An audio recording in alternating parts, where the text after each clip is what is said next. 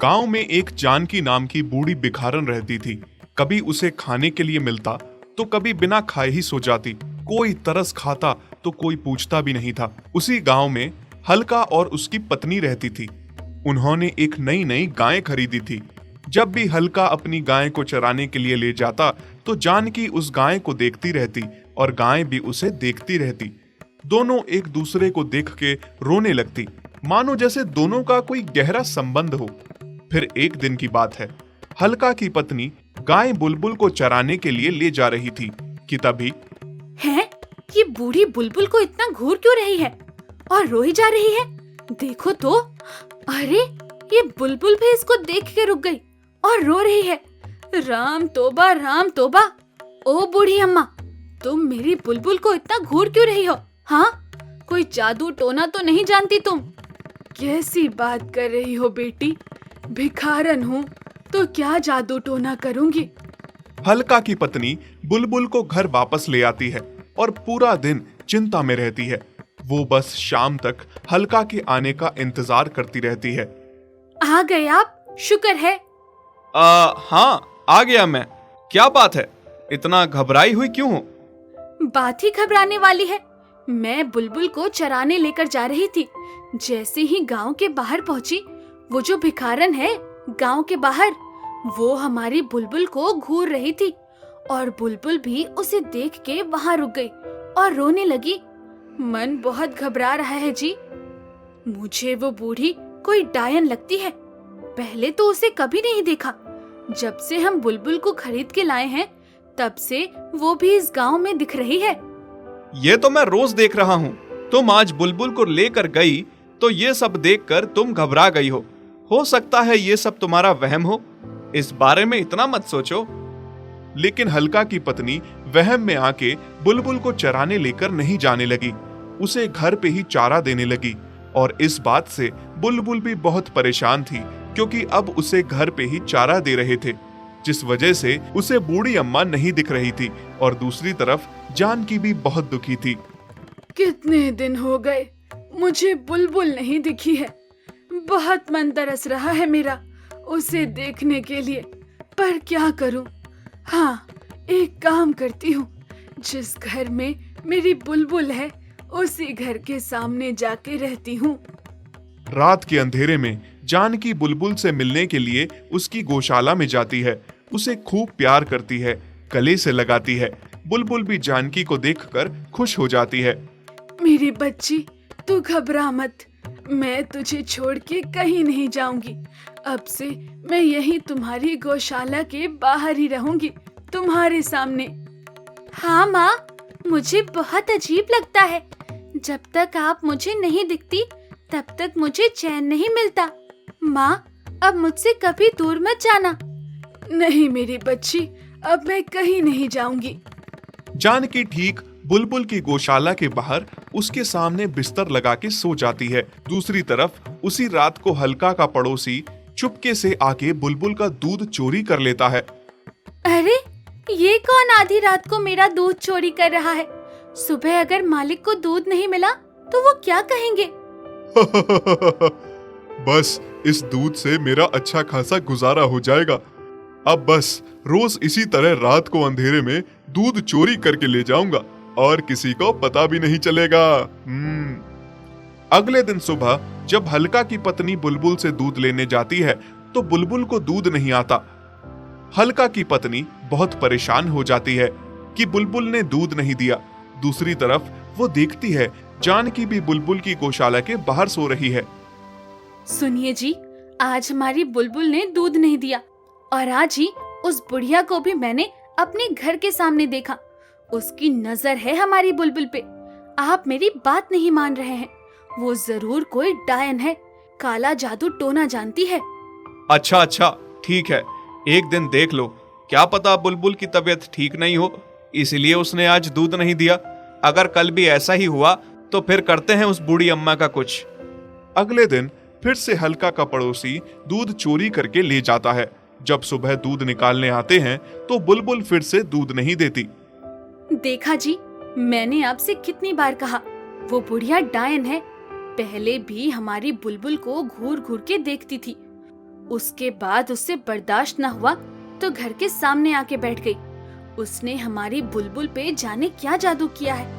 आज भी उसने दूध नहीं दिया। अब किस चीज का इंतजार कर रहे हैं आप? अब भी कुछ नहीं करेंगे आप? हाँ, तुम घबराओ मत, मैं कुछ करता हूँ। हल्का और उसकी पत्नी इस बारे में गांव वालों से बात करते हैं। गांव वाले उनको समझाते हैं कि ऐसे ही किसी पे इल्जाम नहीं लगा सकते, बुढ़िया को रंगे हाथों पकड़ना होगा। वहीं हल्का का दूध चोर पड़ोसी खुश हो जाता है और मन ही मन सोचता है, मेरे तो भाग ही खुल गए। चोरी मैं करता हूँ और इल्जाम किसी और पे लग रहा है। चलो, इसी बहाने मैं रोज दूध चोरी कर सकता हूँ और नाम बुढ़िया का लगेगा। रात को सारे चुपके से बैठते हैं। जैसे ही जानकी बुलबुल से मिलने जाती है और उसे गले से लगाती है कि तभी हल्का और उसकी पत्नी और सारे गांव वाले वहां जानकी को पकड़ लेते हैं। डायन बुढ़िया, मुझे तो पहले ही शक था, अभी रंगे हाथों भी पकड़ लिया। ये क्या अम्मा, मैंने तो आपको भली समझा था। सभी ने आपको अपने गांव में शरण दी है, लेकिन आप एक डायन हैं और आपको मेरी ही बुलबुल मिली थी जिसपे आपने अपना काला जादू किया। आप लोग मुझे गलत समझ रहे हैं। मैं कोई डायन नहीं हूँ, बल्कि बुलबुल मेरी बेटी है। मैं उसके लिए यहाँ आई हूँ, उससे मिलने। झूठी बुढ़िया, मारो इसे और इस गांव से बाहर निकालो मार मार के। हाँ हाँ, मारो इस डायन को। मारो मारो इसे। जानकी को मारता देख बुलबुल से बर्दाश्त नहीं होता और वो बोल उठती है, नहीं, मेरी माँ को मत मारो। ये देख के सारे हैरान हो जाते हैं कि बुलबुल बोल रही है। ये क्या बुलबुल, तुम बोल सकती हो? बुलबुल, तुम बात कर सकती हो? आज तक हमें पता क्यों नहीं चला कि तुम एक बोलने वाली गाय हो? हाँ, मैं बोलने वाली गाय हूँ। मैं सिर्फ अपनी जानकी माँ से बात करती हूँ, पर आज अपनी माँ को मार खाता देख नहीं पाई, इसलिए मुझे बोलना पड़ा। ये कोई डायन नहीं है, ये मेरी जानकी माँ है। ये सुन के सभी हैरान थे कि जानकी बुलबुल को अपनी बेटी बता रही है और बुलबुल उसे अपनी माँ। हाँ, बुलबुल मेरी बेटी नहीं, बल्कि बेटी से बढ़ के है। मैंने उसे छोटा सा लाया था, उसे पाल पोस के बड़ा किया। बुलबुल को बोलने का वरदान था, वो मेरे साथ बोल सकती थी। वो भी मुझे माँ समझ के प्यार करती थी। हम दोनों एक दूसरे के बिना नहीं रह सकते थे। मैंने बुलबुल से वादा किया था, उसे कभी खुद से दूर नहीं होने दूंगी, हमेशा उसके साथ रहूंगी। पर मेरे सौतेले बेटे और बहू ने मुझे अपने ही घर से निकाल दिया और पैसों के लालच में बुलबुल को आप लोगों को बेच दिया। इसलिए मैं यहाँ बुलबुल के पीछे पीछे आ गई। आप लोग मुझे भले लगे कि आप बुलबुल का ख्याल अच्छे से रखोगे, और मैं तो खुद बिना घर के ही सड़कों पे भटकती रही हूँ, लोगों से मांग मांग के खा रही हूँ। बुलबुल को कहाँ रखूंगी? जानकी माँ सच कह रही है। मैंने सोचा बुलबुल आपके घर में रहेगी और मैं बुलबुल के सामने रह के उसे देख सकूंगी और बुलबुल को माँ का प्यार दे पाऊंगी। कितना गलत सोच रहे थे हम आपके बारे में। हाँ माँ जी, मुझे माफ कर दीजिए। मैंने आपको कितना गलत समझा। एक माँ बेटी का प्यार न समझ पाई मैं। और जो रात को दूध की चोरी करता है वो जानकी माँ नहीं, बल्कि ये हरिया है, जो रोज रात को मेरी दूध की चोरी करता है। हाँ, मुझे माफ कर दीजिए। सारे मिलके हरिया की खूब पिटाई करते हैं। फिर हल्का और उसकी पत्नी जानकी को अपने घर में माँ बना के रख लेते हैं। इसके बाद जानकी हमेशा बुलबुल के पास रहती है। दोनों माँ बेटी एक दूसरे के साथ बहुत खुश थीं। बैल चांद अपनी पत्नी चांदनी और अपने बच्चे मिनकू के साथ अपने मालिक राम जी के साथ रहता था। लेकिन चांद को थोड़े दिनों बाद फिर से इसी बात का डर सताने लगा था कि कहीं मालिक और उनकी पत्नी का मन फिर से ना बदल जाए। अच्छा दाम मिलने पर कहीं मुझे फिर से किसी और को ना बेच दें, क्योंकि चांद को अब इंसानों पर से भरोसा बिल्कुल नहीं रहा था। ए जी, क्या हुआ है? 2-3 दिन से देख रही हूँ, आप कुछ परेशान लग रहे हैं। ऐसी क्या बात है? आप ना चारा अच्छे से खा रहे हैं, ना पानी पी रहे हैं। मुझे नहीं बताएंगे तो फिर किसे बताएंगे?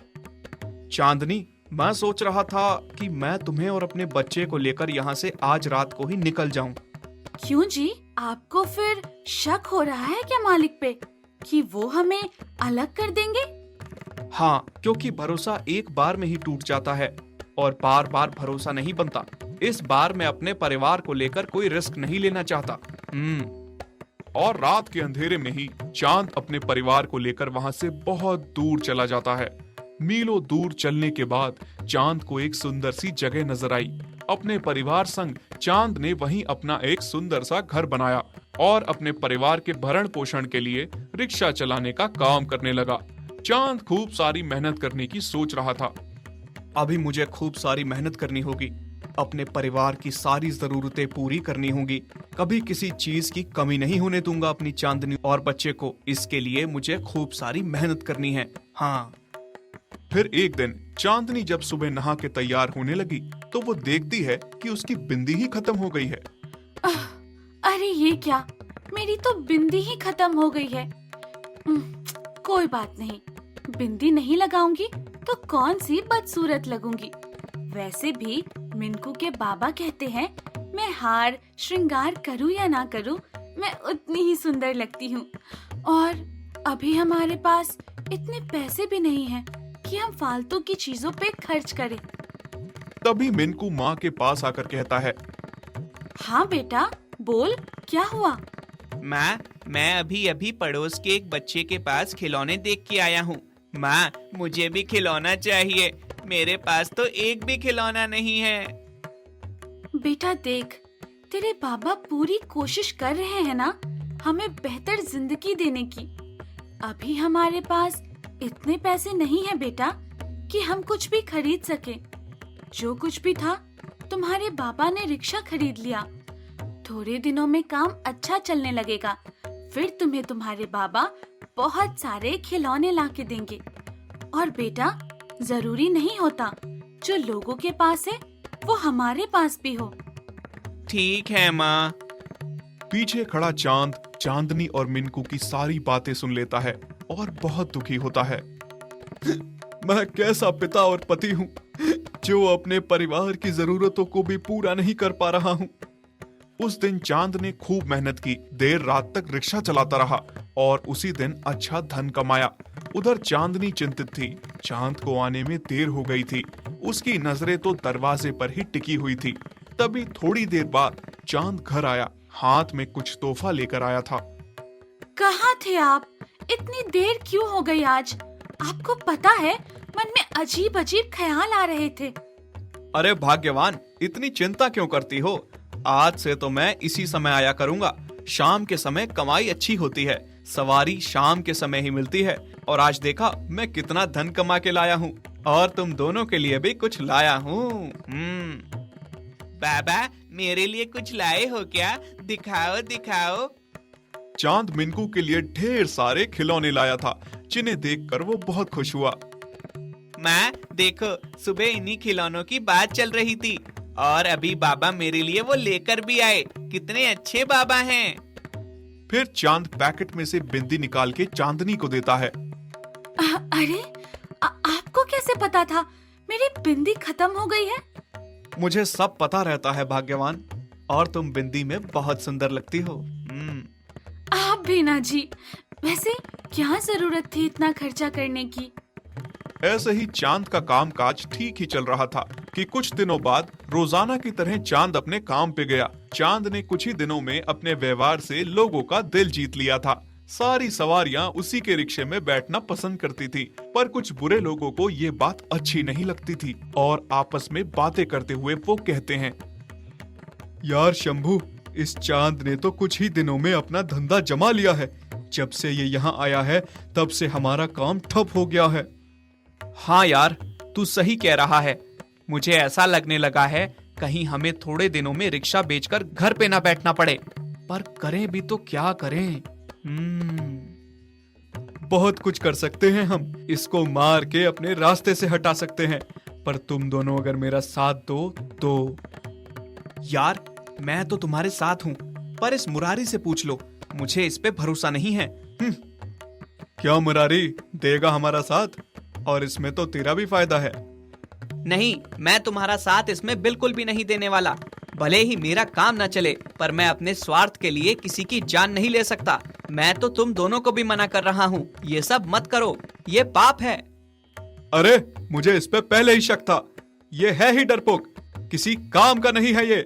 शंभू, अब जो कुछ भी करना है हम दोनों को ही करना है, और वो भी आज रात को ही। चांद की उस दिन खूब कमाई हुई। बाजार से जाते समय उसने मिनकू की पसंद की मिठाई ली और चांदनी के लिए गजरा और गले के लिए हार लिया। रात काफी हो चुकी थी। चांद खुशी खुशी अपने रिक्शे से घर जा रहा था कि तभी दो रिक्शे वाले उसका पीछा कर रहे होते हैं। चांद के एक साइड हरी रिक्शा चला रहा होता है और दूसरी साइड शंभू। चांद देखता है कि ये दोनों उसका पीछा कर रहे हैं। अरे, ये शंभू और हरी भला मेरा पीछा क्यों कर रहे हैं? मैं रिक्शा रोक के इनसे पूछ लेता हूँ। चांद जैसे ही रिक्शा रोक के उनसे पूछने की कोशिश करता है, तभी दोनों उसकी रिक्शा को जोर से टक्कर मार के गहरे गड्ढे में गिरा देते हैं। चांद पूरी तरह से जख्मी हो जाता है, जिस वजह से धीरे धीरे वो दम तोड़ बैठता है। चांद ने जो चांदनी और मिनकू के लिए तोहफे लिए थे, वो सारा सामान वहीं बिखर कर रह जाता है। उधर दूसरी तरफ चांदनी चांद को लेकर बहुत चिंतित थी कि वो अभी तक घर नहीं आया। माँ, आप अभी तक सोई नहीं? क्या हुआ माँ?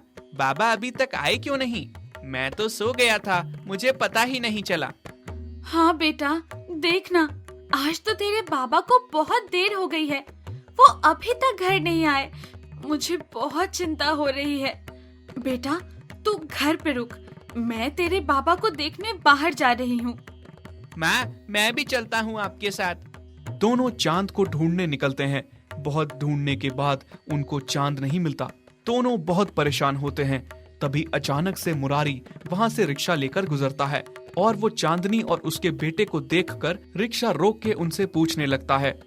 भाभी जी, मैं तो एक सवारी को रेलवे स्टेशन तक छोड़ने गया था, तभी लेट हो गया। लेकिन आप इतनी रात को छोटे बच्चे को लेकर कहाँ जा रही हैं? क्या बताऊं भाई साहब, मिनकू के बाबा आज घर नहीं आए तो उन्हीं को ढूंढ रहे हैं। क्या चांद घर नहीं आया? हे भगवान, कहीं उन दोनों ने चांद के साथ कुछ गलत तो नहीं कर दिया? भगवान, कोई अनर्थ ना हुआ हो। क्या कह रहे हैं आप? कुछ समझ में नहीं आ रहा, साफ साफ कहिए भाई साहब। कुछ नहीं भाभी, आप रिक्शे में बैठिए, साथ में ढूंढते हैं। सारे मिलकर चांद को ढूंढने लगे। थोड़ी देर बाद मुरारी को चांद का रिक्शा दिखा। पास जाकर देखा तो रिक्शे के साथ चांद की लाश पड़ी हुई थी। चांदनी के तो पैरों तले जमीन ही खिसक गई। दोनों माँ बेटे का रो रो कर बुरा हाल हो गया था। हे भगवान, आप हमें छोड़ के क्यों चले गए? हम दोनों आपके बिना कैसे रहेंगे? लाश को वो पीठ पर उठाकर घर ले आते हैं। अगले दिन मुरारी माँ बेटे के साथ चांद का अंतिम संस्कार करवाता है। भाभी जी, मैं आपसे कुछ कहना चाहता हूँ, और अगर ये बात पहले ही आपको बता दी होती या चांद को बता देता तो शायद चांद आज जिंदा होता। मुझसे बहुत बड़ी गलती हो गई। ये आप क्या कह रहे हैं भाई साहब? मैं सही कह रहा हूँ भाभी। मुरारी शंभू और हरी की पूरी बात चांदनी को बताता है। जब चांदनी को ये बात पता चलती है तो वो कसम खाती है गुनहगारों को सजा दिलवाने की, और फिर कानून की मदद से शंभू और हरी को कड़ी से कड़ी सजा दिलवाती है। खुद को और अपने बच्चे को पालने के लिए वो पति की ही तरह रिक्शा चलाने का काम करती है। यदि आप ऐसी कहानियां और देखना चाहते हैं तो हमारे चैनल को सब्सक्राइब करें और बेल आइकन पर क्लिक करें ताकि हमारी सारी नई वीडियोस आप सबसे पहले देख सकें।